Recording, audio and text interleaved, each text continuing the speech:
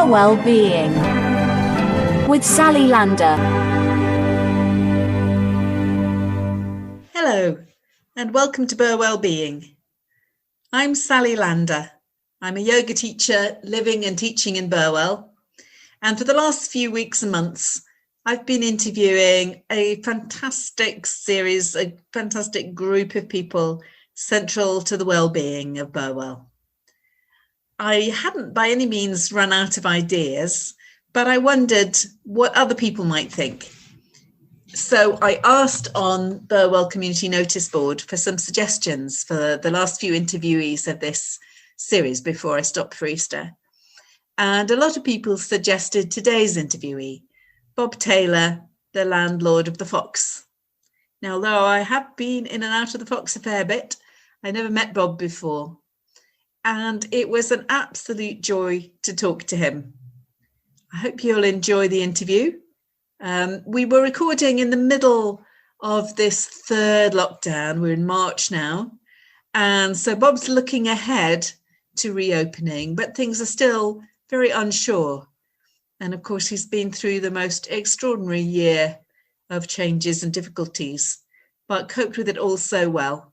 And I really love the advice that he has for us towards the end of the interview. Here we are, the interview with Bob Taylor, the landlord of the Fox. Hi, Bob. Hello. How long have you been at the Fox? Last February, just last month, the 22nd, was 16 years. It went uncelebrated because we kind of forgot. Had we been at the pub, we'd have remembered. Yeah, 16 years is quite a long time in the business. Isn't it? And was that the first pub you'd been in? How did you lead up to? It was the first one for Lou and I. We started, my parents had a pub in Walsall Willows, deep dark Suffolk, and I was with them. They were there over 15 years, but I was there for the first 2.5 and decided that as much as I liked it, it was quite tough working with your parents. So we wanted a business, and we got married and went to Australia, had travelled for 6 months, and then we was looking for somewhere, and we ended up finding this quite by chance. So I wasn't too sure, small pub, not quite what I had in mind at the time, but it served us well, I think. And you were so literally at the heart of the village, aren't you? Yeah, it's a good position. Nice big garden all at the front. Wasn't so great living there for 14 years. We were finally out. I did promise Lou 5 years maximum living there. I think the business plan was 5 years max. 5 years minimum, 10 years max, and then we'd probably move on. But we had kids much later in life, so we've had to reset that idea. Hence the 16 years under a belt. Wow! So how old are the kids now? We have a 6-year-old and a 9-year-old. So we would like to say we're 50 this year, so we're 40 when we had our children. There's a lot of years trying. Xavi was IVF, their first one, and then Isabel just popped up. So yeah, very lucky. Oh, lovely. And you said they went back to school yesterday. Can you not tell how happy and quiet it is here? What has it been like? Well, it's just lockdown for everybody, I think, isn't it? Lou's done amazing trying to do home teaching. She's not a qualified teacher, and they seem to respond less to us than other people, I think. So, yeah, I'd love to say it's been lovely having them back. But this lockdown being winter, like everybody has probably found out, it's been much tougher being stuck indoors. So just count your blessings every day and try not to shout at you. I think we've become quite dysfunctional towards the end, so it's nice to get some perspective and space, and they can go and see their friends as well. So yeah, it's so hard on them, isn't it? So unnatural for children to be isolated like that, and adults, I think. Some people seem to thrive on it and don't really want lockdown to end. True. I hear, yeah, but I didn't realise how much I miss people. And yeah, so with the times you do venture to the pub and you're out the front, you sort of like talk to some neighbours and almost don't want it to end. Please don't go. Talk to me longer. So you've moved out of the pub now. So yes, 2 years ago. So, which is much better. Slightly out of the village, nice and rural. Lovely. And so maybe I should come back to the questions that I wrote down and that I sent you. So I said, tell us about your relationship with Burwell. So I think you already sort of said how you came to be here. And how do you find Burwell? Do you love it? Yes, it's a good village. I'm from Haverhill born and bred, which is not too far away. My wife's from Soham, so it's sort of like it got as close as her family. It's on the edge of the fens. I'm not a big fan of the fens, dare I say it. They always say big skies. You get big skies everywhere. It's very flat, and I do like the rolling hills of Suffolk and Essex. But we're not quite on the fens. Yes, it is. It's a nice community, a larger village, changing all the time. Obviously, when I come here all that time ago, it's changed since then. And I know there's huge changes everywhere. But yeah, it's a nice place to bring your children up. We're in a nice part of the world, East Anglia. Yes, it's all right. And how do you run the pub? Is it purely a family business? It was always Lou and I before Zav come along, obviously, and it was a small team of people. Always the younger people in the village. They've always been very good. The Fox family is a big thing, our crew, if you like. But people come and go. It's a transitional job of employment for a lot of young people, university and stuff. It's nice. Some go and come back at times. Some keep in touch. I'm always proud of the people that have gone on to do well. It's always sad when the good people leave, obviously. Lou said to me years ago, why is it a lot of good people go travelling? I said, we always encourage it and talk about our travels. So it was more me now, I guess. Lou's obviously, dare I say, a housewife. After International Women's Day, but she's definitely a mum and a housewife and holding all that together. And it's changed. With us moving out, we now have certainly a manager and a couple of supervisors. We used to have the restaurant for 14 years, but we stopped that as well. The Mexican restaurant was doing really well and what we were renowned for. And now it is definitely drinks and cocktails and more of a bar in the village, which is served as well. Slightly younger crowd, I guess. So you're doing some food there, but not the full restaurant that you were doing. We stopped the evening restaurant, and then obviously the pandemic changed that. We were doing lunches, and then it's because of the opening last year. I mean, bear in mind we only probably worked 4.5 months in 12 months, and last year it changed so many times. It was almost every 3 weeks towards the end with your curfews and your food and different ways of doing it. So we've had all our staff, smaller staff at the moment, all trying to in a smaller amount of time. So I'm not sure how we're going to reopen. I think it's all changed again. So, that's what I'm thinking about the next 4 or 5 weeks, I think. Yeah, so have you got a provisional plan for reopening? Yeah, we always used to be all day, every day, 7 days a week. We inherited that and it worked well for us with us being on site. So both of us there to drop down stairs and drop in if we needed. But now I'm not there. I want at least a couple of people on. And in the evenings it's busier because we won't have the kitchen staff there, so we need more bar staff. So it's making it all stack up, really, to be honest. The money side of things is obviously important with any business. And giving a great service has always been paramount to us. So we are toying with different ideas. The food vans the last few years and all this different way of doing things, bringing footfall, not having the responsibility of the cleaning down and the ordering of the food. Yeah, I mean, that is really fun. Does that work well for you financially? And certainly at the beginning it did, because people, last year I was glad to be able to help them out because they still had an industry where they could work, socially distanced and all them things we're fed up with saying. But at the beginning it was ideal because people would come, they could order, wait 20 minutes, have a beer, sit on the premises. If we can get back to that, it'd be good. That's good for business. But all these guys, a lot of them are ex-restaurateurs and chefs and stuff, and they're doing it in a different way. So it's nice to support them doing it and bring something different to the village each time. So there's going to be some of that artisan food and food fairs, maybe lots of different ideas. That's a good idea. So you're full of ideas. Yeah, I'm full of something. My nan would say. She'd always say you have loads and loads of ideas. Sit down. If I have 100 ideas and one of them come about, that's a good thing. So is it easy for you, the financial side? Because presumably you have the idea and then you have to try and look at it and see, is it going to fly as a business idea? Yeah, it's not easy because obviously I work for a lot of other people, and I like to make. I don't really do committees as such. I don't want to run it for other people. I can make my own mistakes and lose my own money. And there's been times when you lose a bit of money and have to write that down. That's fine. But yeah, I'm not a dictator, but I do like not having to consult for the final decision. I'll consult the people around me to help me. Yes, and like I say, it evolves without me realising it as well. The crowd has become younger.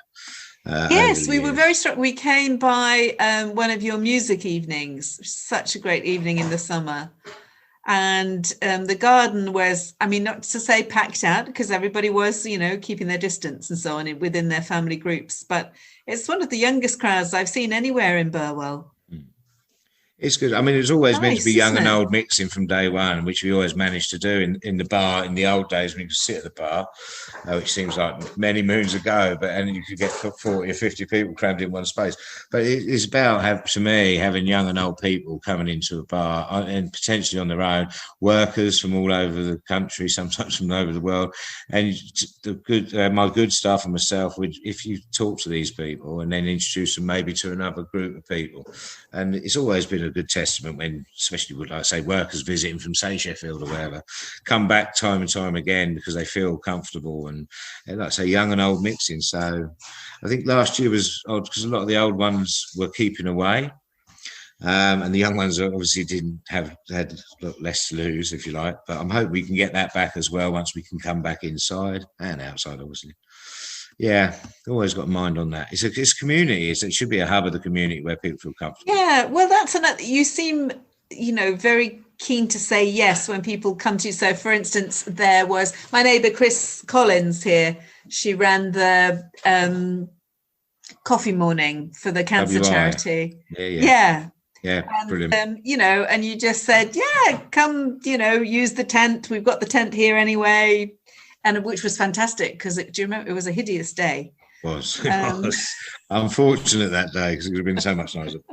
That's the trouble with anything outside. Yeah, but actually, she made more money than she's ever made.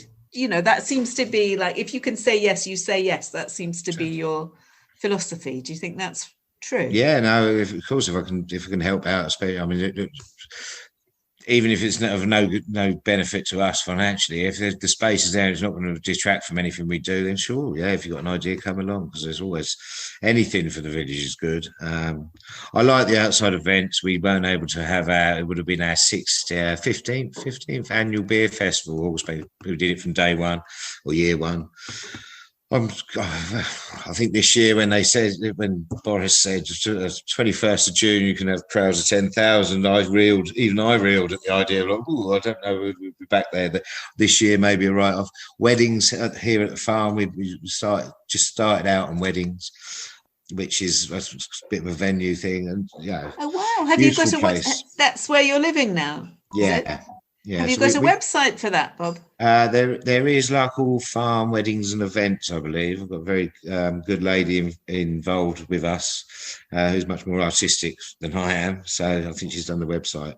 And like I said, because we moved up here, I've had this many years and we've done a few little events and stuff, just trying it out. But now we're on site, we could actually promote and actually explore the whole idea more. But then the pandemic has, like everything else, stopped that. So yeah, hopefully I think we've definitely got a booking next year, and we can start pushing that festival style weddings, marquee and lovely.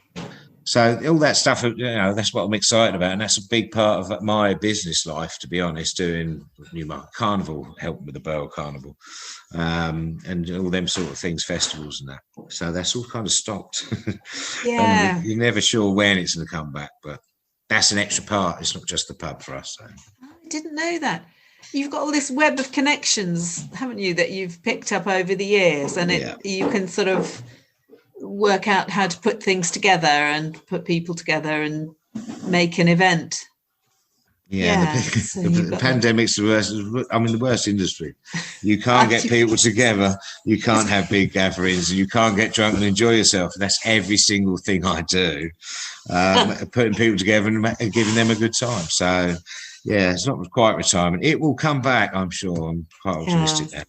Sunny day today. I feel better. Oh, it's gorgeous, isn't it? It's made so much difference to me today. just changes everything. Mm. Yeah. How hard has it been for you personally this year then? Yeah, I mean, I think the lockdown, I think the first lockdown after actually shutting, the way it was given to us, Monday, don't go to the pub, but pubs don't close, and then the Friday close as soon as possible. And that certainly affected me a bit.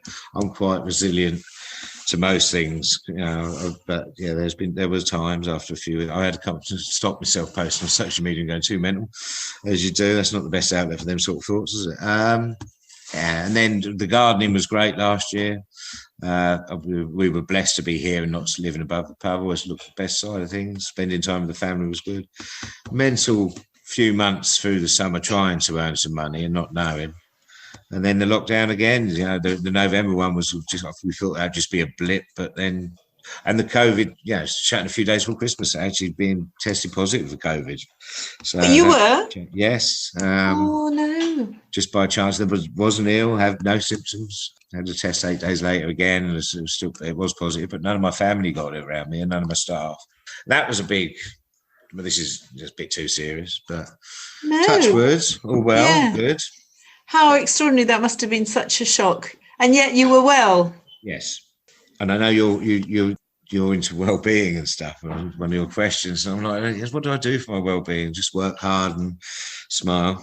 And I don't really do anything. I think didn't you already say it was the people, the beer, and the something? What was the third thing? I won't going to say that on radio, but that's it was. I think it must be the vodka, the beer, and having people laughing. Tequila. Put it down to tequila. Do you hold out hope that what the government is saying this time is going to happen? That it's going to open up and not close down again? I hope so. I always look. What they're going for. I always look at people and try and understand what's going on behind it as well, and whether it be government or friends or family, everybody's got a story, haven't they? And one mind, I think, it's affected a small amount of a population, and maybe we've gone too far. And then the other mind, you have to trust that they're saying the right things, and this is what we've got to do.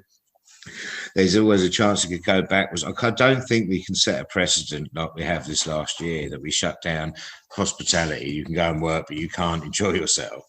And I think I certainly spent a lot of money in, and all my counterparts making it safe, and you could sit outside safely, and it was well managed. And I think the customers, if they felt safe to be there, there certainly wasn't an outbreak.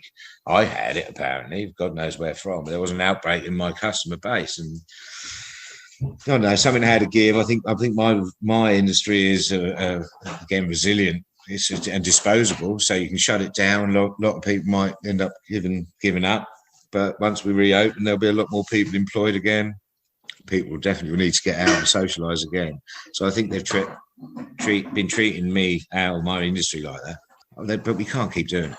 The stop-start must have been so incredibly hard. I mean, I'm a yoga teacher, as you know. I was teaching all in person one week, the next week all over, and I thought, that's me done for however long this is. But then I discovered this, Zoom. And the next week I'm up and teaching, and I've taught all through, and so for some industries, it's just been surprisingly not problematic. But as you say, yours, it affects everybody's well-being, doesn't it? Your industry is about well-being, is it?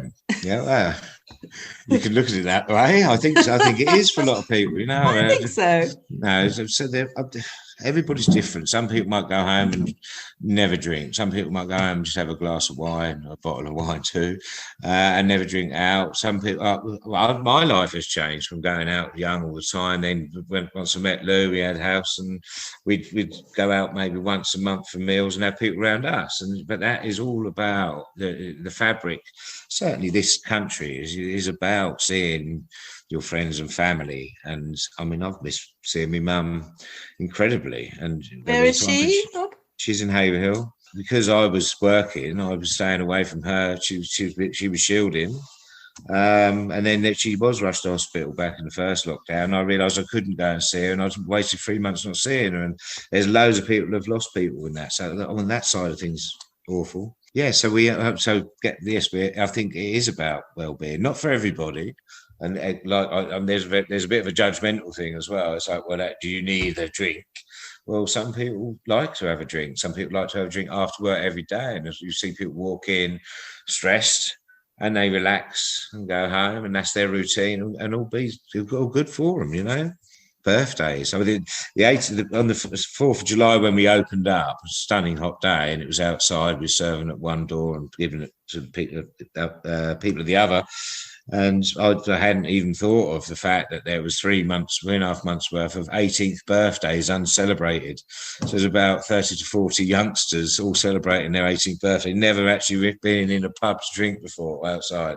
So that was quite testing, the IDing and getting to know them very quickly and how you do behave and how you have to sit down and table 6, blah, blah, blah. Yeah, and it'll be the same this year. I'm very aware of a couple that can't wait to get to the pub. Certainly in pubs, and we deal with births, deaths, and marriages, with breakups and makeups, and birthdays and anniversaries and celebrations, and it is part of some people's coming of age, some pose there, and all these things. It is the whole social side of it. So Zoom doesn't cut it. I struggle. Oh, did you have a Zoom birthday? No. I'm lucky my birthday was actually out of Zoom, but no, I struggle with the Zoom. It's nice to have the quizzes and get several families and stuff and talk like this. But you haven't got that interaction, and it was hard last year. I found it incredibly hard not shaking somebody's hand. All certain customers I know that I'll always give a hug to and kiss on the cheek. How you doing, my dear? That interaction I really struggle with. I'm sure many people are saying. And horrible when you meet somebody that you really are fond of in the street and you're kind of so excited, but you have to keep stepping back instead of stepping forward or whatever. Yeah, you're right. Can't wait to get it back. What I was going to say just then, I started saying something about drinking in pubs because, I do like it. I like a drink. But sometimes when I come to a pub, for instance, before I lived in Burwell, where there is a fantastic pub in the middle of the village and one almost next to me, I live near the Anchor, often drive to a pub and maybe it would be me driving home. So I wouldn't be drinking, but it's not just that at all, is it? It's that social thing. And as you say, events and celebrations. And that was amazing to hear you say even, births and deaths. That people come together in those crisis moments as well. Yeah, it's having a space where they can do whatever they do, and everybody deals with them events in different ways. Some are happy affairs, and nobody ever likes doing it, but it's nice to be able to give them a space. And so it's all part of it. It is the social side of it. Yeah. I was wondering if you had any stories about particular people. Well, I'm not a gossip. I'm a bit like a doctor. I never thought of that as being a problem with this question. I'm not. That is a problem with this question, isn't it? Well, from my point of view, I see here and get told loads of stuff. Luckily, I'm a bit forgetful, so I don't. My wife will always moan, "You never told me that." So I don't really talk about these things. So I will say, like a doctor, I know loads of stories probably, but I wouldn't repeat any of them through choice that I could remember. I was trying to rack my brains to come up with some sort of anecdotal thing, and that's completely escaped me in answer to your question, I'm afraid. No, that is a really good point. I think perhaps I'm going to have to abandon this question. I think if somebody asked me that question and was recording what I was saying with a view to broadcasting it to the village, I would be very careful about the answer for that. So we'll leave that. I wondered about your kind of family. So I think you've already said a bit about your personal health and well-being and, getting outside and stuff. And does that all apply to the family as well? How have you managed as a family generally and particularly over this period? Yeah, I think when we was living there, and the thing about living above the pub and our front door being through the bar, you're always kind of on show, and your regulars, but you're always there on call. And I think the hard bit for Lou, it was if their friends were in the pub, our garden was the front garden, which when they were younger was also a bit of a pain because you can't just send them down there or like you would in your back garden, have friends around. So that was a big adjustment getting up here, and then to have friends up, and then that stopped. But I think it's definitely made them. They have said when we've been back there during the lockdown, can we come and live here again, which is like you're having a laugh. It took us years to get it, but I think the social side of it being certainly from lockdown has really focused on the fact that nobody can come round. Whereas there you might bump into somebody. Yeah, but I think it's been a good thing. Most of the people I know that brought up in pubs that are adults, they always say it was a good experience. It's the late nights. Obviously, I've always worked late nights, night shifts and all sorts. Never done usual hours very much at all. So it's good for me. I guess the noise, we should ask my wife really, the noise and stuff as well. I thought it wasn't that noisy. This is a bit about my health. I really did think it wasn't that noisy upstairs.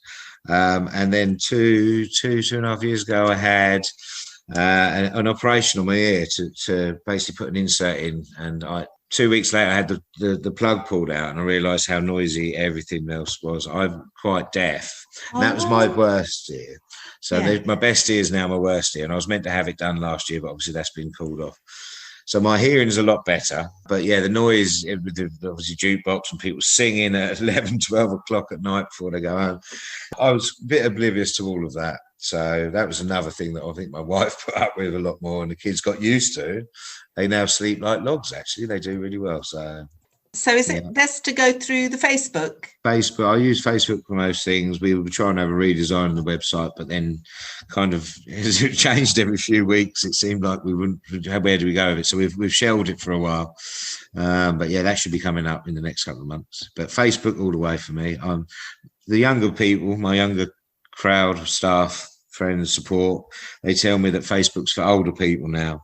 And you've got to do something called Insta or Twitter or even other names that I don't even know. Oh, you need a social media manager, do you? Yeah, so I need somebody. All the kids can do it. So Sophie, my manager at the moment, she was our first girl. She's a Burwell girl, Sophie. She started at 15 with us and left and travelling, come back. She's always helped with the outside bars. She's been my manager for the last 2.5 years, 3 years. She does all the Instagram stuff now. So you have got Facebook for me and the other old people, and Instagram you've got going as well. I don't even know how to get on Instagram. I never look. I wouldn't post. But yeah, Facebook. Yeah, there's always so much going on. You want to keep in touch. But a lot of posters are always up in the pub. But I'm aware that people don't always come in the pub. And the first beer festival 16 years ago, I had a load of A3 posters printed off and put them all around the village. We've sort of moved on from that as well, which is reputation helps. People know us. It's amazing, really. Good. Okay. And then, as you know, my final question is, based on your expertise, can you give us a tip for maintaining our health and well-being? So, you're my least conventional well-being person by quite a long way. But I was really excited. Lots of people recommended you when I asked on the Facebook. People got in touch and said, and I thought that is so right, that the pub is absolutely central to the village well-being. But you personally, do you have any advice for us? Well, me personally, I'm always thinking I should do bike riding, I should work out and should eat healthy and should lose weight and should perhaps go to bed earlier. All these things I should, but the truth is I work as hard as I can. It's not going to be a popular, Lou's looking at me now, I'll say tequila and vodka and cider seems to have helped me through COVID. Truthfully, the whole be kind thing resonates with me. Just be nice to people. Don't sit there and worry about other people's lives and make it hard. Just make life easier on everybody around you and try and care. I think the best tonic is a smile and a positive attitude. Glass half full, not half empty. Always look silver lining, count your blessings. And that's what I try and do all the time. Negative thoughts don't do you any good, but being positive and seeing somebody smile does. There you go. That's the truth. So, thank you. Thank you very much. Good luck. Burwell Being with Sally Lander.